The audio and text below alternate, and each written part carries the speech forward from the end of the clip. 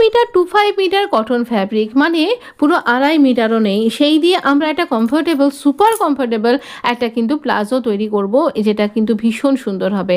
এখানে আমরা কিভাবে মেজারমেন্টটা নিচ্ছি আপনি স্ক্রিনে দেখতে পাচ্ছেন। আমাদের এটা ফ্রন্ট পার্টটা আমরা এখানে কাট করছি, তো ফ্রন্ট পার্ট লেন্থ অনুযায়ী কাট করলাম, আর এখান থেকে এইরকমভাবে আমরা ফ্রন্ট এর দুটো পাশে কিন্তু দাগ দিয়ে দেব।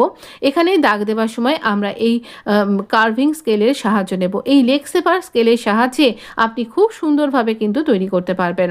এবার ব্যাক পার্টটা আমাদের সবসময় 2 ইঞ্চি বেশি হয় ওপরের দিক থেকে এবং সাইড থেকে। ওপরের দিকে আমি কিন্তু এখানে এক্সট্রা ফ্যাব্রিক লাগিয়ে নিয়েছি, যেহেতু আমার লেন্থে কম পড়ে যাচ্ছিল। আর অ্যাজ ইট ইজ এই অন্য সাইডটা যেটা আমার দিকে রয়েছে সেটা একই রকমের থাকবে, আর এদিক থেকেও আমরা একটু বাড়িয়ে নিয়েছি, আর এইভাবে এটাকে কাট করে নেব।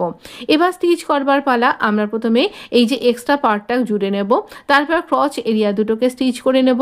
আর এখানে আমি ক্রচ এরিয়া যেখানে আমাদের এক্সট্রা পার্ট জুড়তে হয়েছে সেটা স্টিচ করে দেখিয়ে দিলাম। আর তারপর এখানে একটা দিকের অংশ থেকে আরেকটা দিকের বটমের অংশ আর মাঝের যে অংশটা ক্রচ এরিয়াটা সেটাকে একসাথে স্টিচ করলাম। এখানে ইলাস্টিক লাগিয়ে আমি এটাকে কমপ্লিট করলাম। দেখতে কিন্তু ভুলবেন না